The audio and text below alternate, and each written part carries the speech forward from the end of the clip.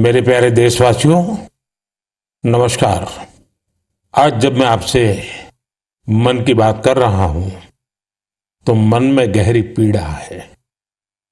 22 अप्रैल को पहलगाम में हुई आतंकी वारदात ने देश के हर नागरिक को दुख पहुंचाया है। पीड़ित परिवारों के प्रति हर भारतीय के मन में गहरी संवेदना है। भले वो किसी भी राज्य का हो, वो कोई भी भाषा बोलता हो, लेकिन वो उन लोगों के दर्द को महसूस कर रहा है जिन्होंने इस हमले में अपने परिजनों को खोया है। मुझे एहसास है हर भारतीय का खून आतंकी हमले की तस्वीरों को देखकर खौल रहा है। पहलगाम में हुआ यह हमला आतंक के सरपरस्तों की हताशा को दिखाता है, उनकी कायरता को दिखाता है। ऐसे समय में जब कश्मीर में शांति लौट रही थी, स्कूल कॉलेजों में एक वाइब्रेंसी थी, निर्माण कार्यों में अभूतपूर्व गति आई थी, लोकतंत्र मजबूत हो रहा था, पर्यटकों की संख्या में रिकॉर्ड बढ़ोतरी हो रही थी, लोगों की कमाई बढ़ रही थी, युवाओं के लिए नए अवसर तैयार हो रहे थे, देश के दुश्मनों को, जम्मू कश्मीर के दुश्मनों को ये रास नहीं आया। आतंकी और आतंक के आका चाहते हैं कश्मीर फिर से तबाह हो जाए और इसलिए इतनी बड़ी साजिश को अंजाम दिया। आतंकवाद के खिलाफ इस युद्ध में देश की एकता, 140 करोड़ भारतीयों की एकजुटता हमारी सबसे बड़ी ताकत है। यही एकता आतंकवाद के खिलाफ हमारी निर्णायक लड़ाई का आधार है। हमें देश के सामने आई इस चुनौती का सामना करने के लिए अपने संकल्पों को मजबूत करना है। हमें एक राष्ट्र के रूप में दृढ़ इच्छा शक्ति का प्रदर्शन करना है।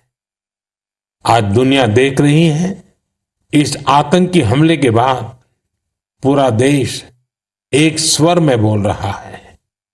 साथियों, भारत के हम लोगों में जो आक्रोश है, वो आक्रोश पूरी दुनिया में है। इस आतंकी हमले के बाद लगातार दुनिया भर से संवेदनाएं आ रही हैं। मुझे भी ग्लोबल लीडर्स ने फोन किए हैं, पत्र लिखे हैं, संदेश भेजे हैं। इस जघन्य तरीके से किए गए आतंकी हमले की सबने कठोर निंदा की है। उन्होंने मृतकों के परिवारजनों के प्रति संवेदनाएं प्रकट की है। पूरा विश्व आतंकवाद के खिलाफ हमारी लड़ाई में 140 करोड़ भारतीयों के साथ खड़ा है। मैं पीड़ित परिवारों को फिर भरोसा देता हूं, उन्हें न्याय मिलेगा, न्याय मिलकर रहेगा। इस हमले के दोषियों और साजिश रचने वालों को कठोरतम जवाब दिया जाएगा। साथियों, 2 दिन पहले हमने देश के महान वैज्ञानिक डॉक्टर के कस्तूरीरंगन जी को खो दिया है। जब भी कस्तूरीरंगन जी से मुलाकात हुई, हम भारत के युवाओं के टैलेंट, आधुनिक शिक्षा, स्पेस साइंस, ऐसे विषयों पर काफी चर्चा करते थे। विज्ञान, शिक्षा और भारत के अंतरिक्ष कार्यक्रम को नई ऊंचाई देने में उनके योगदान को हमेशा याद किया जाएगा। उनके नेतृत्व में इसरो को एक नई पहचान मिली। उनके मार्गदर्शन में जो स्पेस प्रोग्राम आगे बढ़े, उससे भारत के प्रयासों को ग्लोबल मान्यता मिली। आज भारत जिन सैटेलाइट्स का उपयोग करता है, उनमें से कई डॉक्टर कस्तूरीरंगन की देखरेख में ही लॉन्च की गई थी। उनके व्यक्तित्व की एक और बात बहुत खास थी, जिससे युवा पीढ़ी उनसे सीख सकती है। उन्होंने हमेशा इनोवेशन को महत्व दिया। कुछ नया सीखने, जानने और नया करने का विजन बहुत प्रेरित करने वाला है।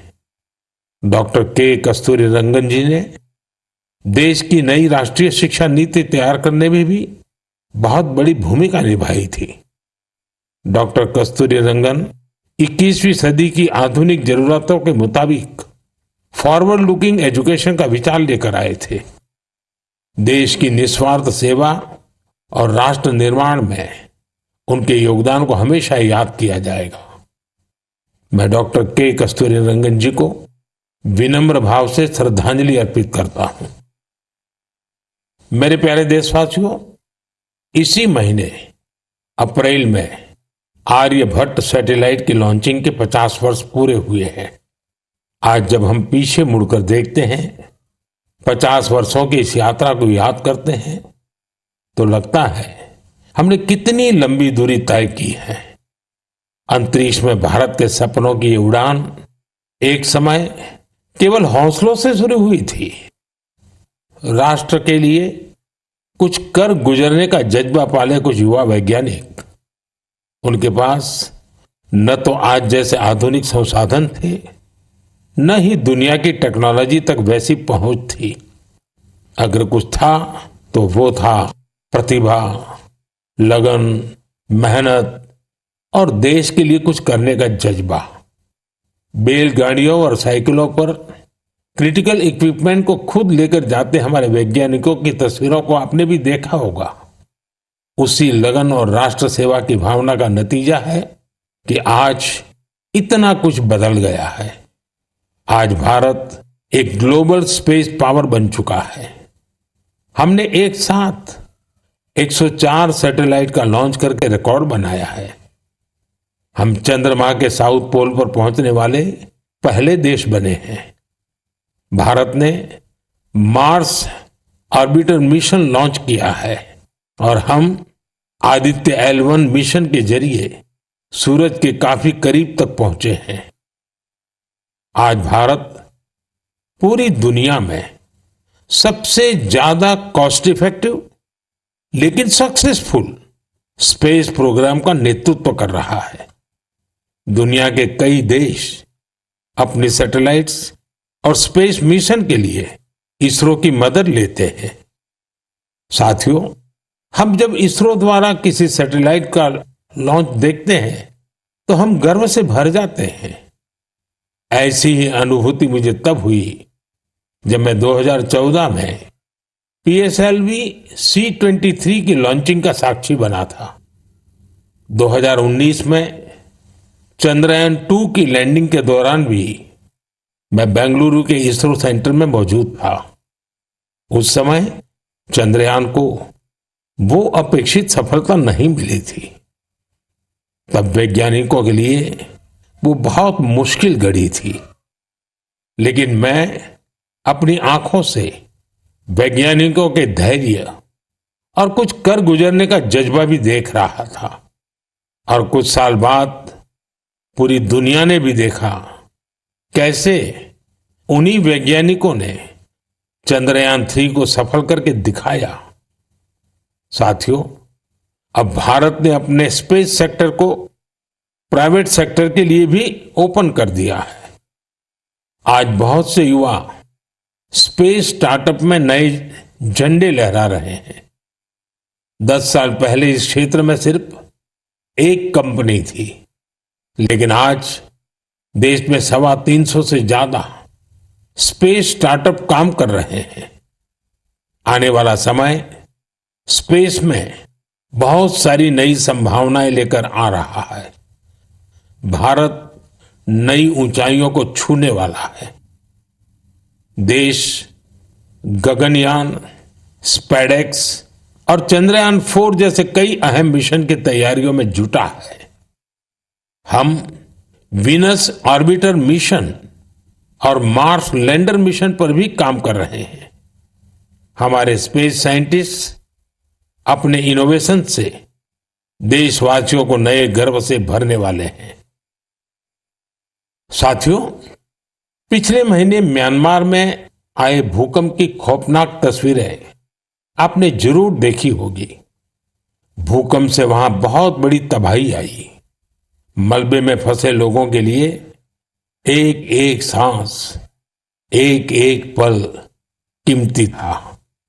इसलिए भारत ने म्यांमार के हमारे भाई बहनों के लिए तुरंत ऑपरेशन ब्रह्मा शुरू किया। एयरफोर्स के एयरक्राफ्ट से लेकर नेवी के शिप्स तक म्यांमार की मदद के लिए रवाना हो गए। वहां भारतीय टीम ने एक फील्ड हॉस्पिटल तैयार किया। इंजीनियरों की एक टीम ने अहम इमारतों और इंफ्रास्ट्रक्चर्स को हुए नुकसान का आकलन करने में मदद की। भारतीय टीम ने वहां कंबल, टेंट, स्लीपिंग बैग, दवाइयां, खाने पीने के सामान के साथ ही और भी बहुत सारी चीजों की सप्लाई की। इस दौरान भारतीय टीम को वहां के लोगों से बहुत सारी तारीफ भी मिली। साथियों, इस संकट में साहस, धैर्य और सूझबूझ के कई दिल छू जाने वाले उदाहरण सामने आए। भारत की टीम ने 70 वर्ष से ज्यादा उम्र की एक बुजुर्ग महिला को बचाया, जो मलबे में 18 घंटों से दबी हुई थी।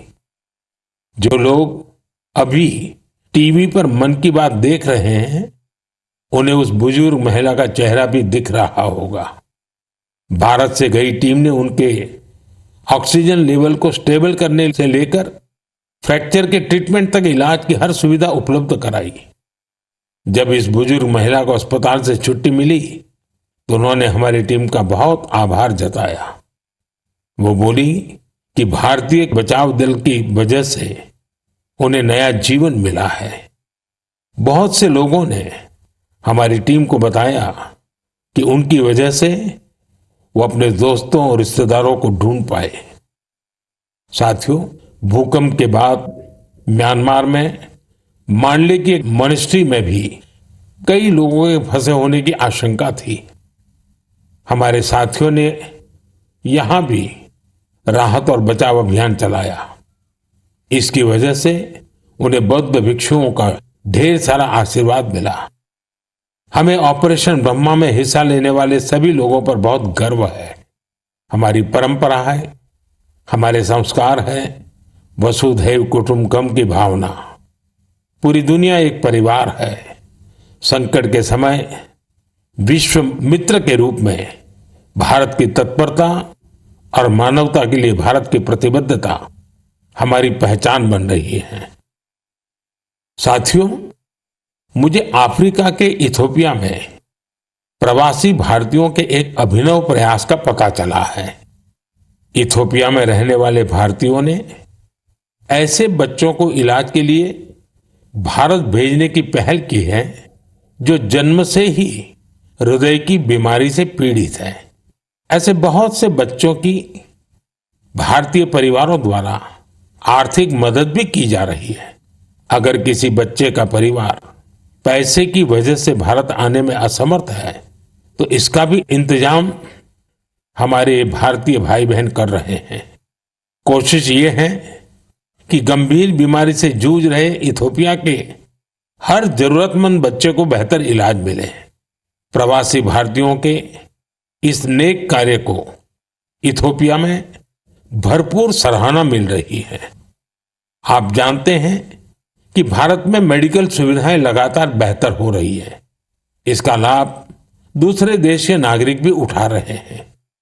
साथियों, कुछ ही दिन पहले भारत ने अफगानिस्तान के लोगों के लिए बड़ी मात्रा में वैक्सीन भी भेजी है। ये vaccine rabies, tetanus, hepatitis B और इन्फ्लुएंजा जैसी खतरनाक बीमारियों से बचाव में काम आएगी। भारत ने इसी हफ्ते नेपाल के आग्रह पर वहां दवाइयां और वैक्सीन की बड़ी खेप भेजी है। इनसे थैलेसीमिया और सिकल सेल डिसीज के मरीजों को बेहतर इलाज सुनिश्चित होगा। जब भी मानवता की सेवा की बात आती है तो भारत हमेशा इसमें आगे रहता है और भविष्य में भी ऐसी हर जरूरत में हमेशा आगे रहेगा। साथियों, अभी हम डिजास्टर मैनेजमेंट की बात कर रहे थे और किसी भी प्राकृतिक आपदा से निपटने में बहुत अहम होती है आपकी अलर्टनेस, आपका सचेत रहना। इस अलर्टनेस में अब आपको अपने मोबाइल के एक स्पेशल ऐप से मदद मिल सकती है। ये ऐप आपको किसी प्राकृतिक आपदा में फंसने से बचा सकते हैं और इसका नाम भी है सचेत। सचेत ऐप भारत की नेशनल डिजास्टर मैनेजमेंट अथॉरिटी ने तैयार किया है। बाढ़, साइक्लोन, लैंडस्लाइड, सुनामी, जंगलों की आग, हिमस्खलन, आंधी, तूफान या फिर बिजली गिरने जैसी आपदाएं हो, सचेत ऐप आपको हर प्रकार से इन्फॉर्म और प्रोटेक्टेड रखने का प्रयास करता है। इस ऐप के माध्यम से आप मौसम विभाग से जुड़े अपडेट्स प्राप्त कर सकते हैं। खास बात यह है कि सचेत ऐप क्षेत्रीय भाषाओं में भी कई सारी जानकारियां उपलब्ध कराता है। इस ऐप का आप भी फायदा उठाएं और अपने अनुभव हमसे जरूर साझा करें। मेरे प्यारे देशवासियों, आज हम पूरी दुनिया में भारत के टैलेंट की तारीफ होते देखते हैं। भारत के युवाओं ने भारत के प्रति दुनिया का नजरिया बदल दिया है और किसी भी देश के युवा की रुचि किस तरफ है, किधर है, उससे पता चलता है कि देश का भविष्य कैसा होगा। आज भारत का युवा साइंस, टेक्नोलॉजी और इनोवेशन की ओर बढ़ रहा है। ऐसे इलाके जिनकी पहचान पहले पिछड़ेपन और दूसरे कारणों से होती थी, वहां भी युवाओं ने ऐसे उदाहरण प्रस्तुत किए हैं जो हमें नया विश्वास देते हैं।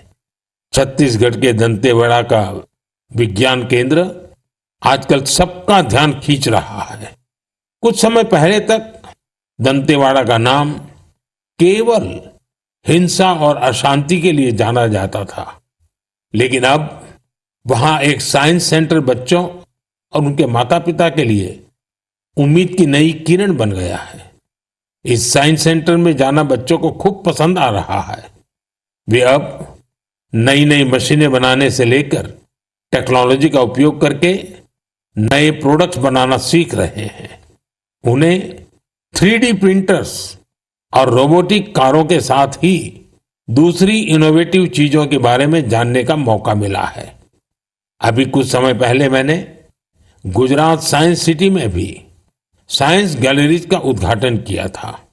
इन गैलरीज से ये झलक मिलती है कि आधुनिक विज्ञान का पोटेंशियल क्या है, विज्ञान हमारे लिए कितना कुछ कर सकता है। मुझे जानकारी मिली है कि इन गैलरीज को लेकर वहां बच्चों में बहुत उत्साह है। साइंस और इनोवेशन के प्रति ये बढ़ता आकर्षण जरूर भारत को नई ऊंचाई पर ले जाएगा। मेरे प्यारे देशवासियों, हमारे देश की सबसे बड़ी ताकत हमारे 140 करोड़ नागरिक हैं। उनका सामर्थ्य है, उनकी इच्छा शक्ति है। और जब करोड़ों लोग एक साथ किसी अभियान से जुड़ जाते हैं तो उसका प्रभाव बहुत बड़ा होता है। इसका एक उदाहरण है एक पेड़ मां के नाम। ये अभियान उस मां के नाम है जिसने हमें जन्म दिया, और ये उस धरती मां के लिए भी है जो हमें अपनी गोद में धारण किए रहती है। साथियों, 5 जून को विश्व पर्यावरण दिवस पर इस अभियान के 1 साल पूरे हो रहे हैं। इस 1 साल में इस अभियान के तहत देश भर में मां के नाम पर 140 करोड़ से ज्यादा पेड़ लगाए गए हैं। भारत की इस पहल को देखते हुए देश के बाहर भी लोगों ने अपनी मां के नाम पर पेड़ लगाए हैं। आप भी इस अभियान का हिस्सा बने ताकि 1 साल पूरा होने पर अपनी भागीदारी पर आप गर्व कर सकें। साथियों, पेड़ों से शीतलता मिलती है, पेड़ों की छांव में गर्मी से राहत मिलती है, ये हम सब जानते हैं। लेकिन बीते दिनों मैंने इसी से जुड़ी एक और ऐसी खबर देखी जिसने मेरा ध्यान खींचा। गुजरात के अहमदाबाद शहर में पिछले कुछ वर्षों में 70 लाख से ज्यादा पेड़ लगाए गए हैं। इन पेड़ों ने अहमदाबाद में ग्रीन एरिया काफी बढ़ा दिया है। इसके साथ साथ साबरमती नदी पर रिवरफ्रंट बनने से और कांकरिया झील जैसे कुछ झीलों के पुनर्निर्माण से यहां वाटर बॉडीज की संख्या भी बढ़ गई है। अब न्यूज रिपोर्ट्स कहती हैं कि बीते कुछ वर्षों में अहमदाबाद ग्लोबल वार्मिंग से लड़ाई लड़ने वाला प्रमुख शहरों में से एक हो गया है। इस बदलाव को, वातावरण में आई शीतलता को वहां के लोग भी महसूस कर रहे हैं। अहमदाबाद में लगे पेड़ वहां नई खुशहाली लाने की वजह बन रहे हैं। मेरा आप सबसे फिर आग्रह है कि धरती की सेहत ठीक रखने के लिए, क्लाइमेट चेंज की चुनौतियों से निपटने के लिए और अपने बच्चों का भविष्य सुरक्षित करने के लिए पेड़ जरूर लगाएं। एक पेड़ मां के नाम। साथियों, एक बड़ी पुरानी कहावत है, जहां चाह वहां राह। जब हम कुछ नया करने की ठान लेते हैं तो मंजिल भी जरूर मिलती है। आपने पहाड़ों में उगने वाले सेब तो खूब खाए होंगे, लेकिन अगर मैं पूछूं कि क्या आपने कर्नाटका के सेब का स्वाद चाखा है, तो आप हैरान हो जाएंगे। आमतौर पर हम समझते हैं कि सेब की पैदावार पहाड़ों में ही होती है, लेकिन कर्नाटका के बागलकोट में रहने वाले श्री शैल तेली जी ने मैदानों में सेब उगा दिया है। उनके कुलाली गांव में 35 डिग्री से ज्यादा तापमान में भी सेब के पेड़ फल देने लगे। दरअसल श्रीशैल तेली को खेती का शौक था, तो उन्होंने सेब की खेती को भी आजमाने की कोशिश की और उन्हें इसमें सफलता भी मिल गई। आज उनके लगाए सेब के पेड़ों पर काफी मात्रा में सेब उगते हैं, जिसे बेचने से उन्हें अच्छी कमाई भी हो रही है। साथियों, अब जब सेबों की चर्चा हो रही है तो आपने किन्नौरी सेब का नाम जरूर सुना होगा। सेब के लिए मशहूर किन्नौर में केसर का उत्पादन होने लगा है। आमतौर पर हिमाचल में केसर की खेती कम ही होती थी, लेकिन अब किन्नौर की खूबसूरत सांगला घाटी में भी केसर की खेती होने लगी। ऐसा ही एक उदाहरण केरला के वायनाड का है। यहां भी केसर उगाने में सफलता मिली और वायनाड में ये केसर किसी खेत या मिट्टी में नहीं, बल्कि एरोपोनिक्स टेक्निक से उगाए जा रहे हैं। कुछ ऐसा ही हैरत भरा काम लीची की पैदावार के साथ हुआ है। हम तो सुनते आ रहे थे कि लीची बिहार, पश्चिम बंगाल या झारखंड में उगती है, लेकिन अब लीची का उत्पादन दक्षिण भारत और राजस्थान में भी हो रहा है। तमिलनाडु के थिरुविरा अरासू कॉफी की खेती करते थे।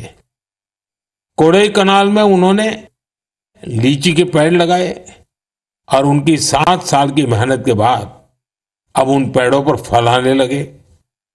लीची उगाने में मिली सफलता ने आसपास के दूसरे किसानों को भी प्रेरित किया है। राजस्थान में जितेंद्र सिंह राणावत को लीची उगाने में सफलता मिली है। ये सभी उदाहरण बहुत प्रेरित करने वाले हैं। अगर हम कुछ नया करने का इरादा कर ले और मुश्किलों के बावजूद डटे रहें, तो असंभव को भी संभव किया जा सकता है। मेरे प्यारे देशवासियों, आज अप्रैल का आखिरी रविवार है। कुछ ही दिनों में मई का महीना शुरू हो रहा है। मैं आपको आज से करीब 108 साल पहले लेकर चलता हूं। साल 1917। अप्रैल और मई के यही 2 महीने देश में आजादी की एक अनोखी लड़ाई लड़ी जा रही थी। अंग्रेजों के अत्याचार उफान पर थे। गरीबों, वंचितों और किसानों का शोषण अमानवीय स्तर को भी पार कर चुका था। बिहार की उपजाऊ धरती पर ये अंग्रेज किसानों को नील की खेती के लिए मजबूर कर रहे थे। नील की खेती से किसानों के खेत बंजर हो रहे थे, लेकिन अंग्रेजी हुकूमत को इससे कोई मतलब नहीं था। ऐसे हालात में 1917 में गांधी जी बिहार के चंपारण पहुंचे हैं। किसानों ने गांधी जी को बताया, हमारी जमीन मर रही है, खाने के लिए अनाज नहीं मिल रहा है। लाखों किसानों की उस पीड़ा से गांधी जी के मन में एक संकल्प उठा। वहीं से चंपारण का ऐतिहासिक सत्याग्रह शुरू हुआ। चंपारण सत्याग्रह ये बापू द्वारा भारत में पहला बड़ा प्रयोग था। बापू के सत्याग्रह से पूरी अंग्रेज हुकूमत हिल गई। अंग्रेजों को नील की खेती के लिए किसानों को मजबूर करने वाले कानून को स्थगित करना पड़ा। एक ऐसी जीत थी जिसने आजादी की लड़ाई में नया विश्वास फूंका। आप सब जानते होंगे, इस सत्याग्रह में बड़ा योगदान बिहार के एक और सपूत का भी था, जो आजादी के बाद देश के पहले राष्ट्रपति बने। वो महान विभूति थे डॉक्टर राजेंद्र प्रसाद। उन्होंने चंपारण सत्याग्रह पर एक किताब भी लिखी है, सत्याग्रह इन चंपारण। ये किताब हर युवा को पढ़नी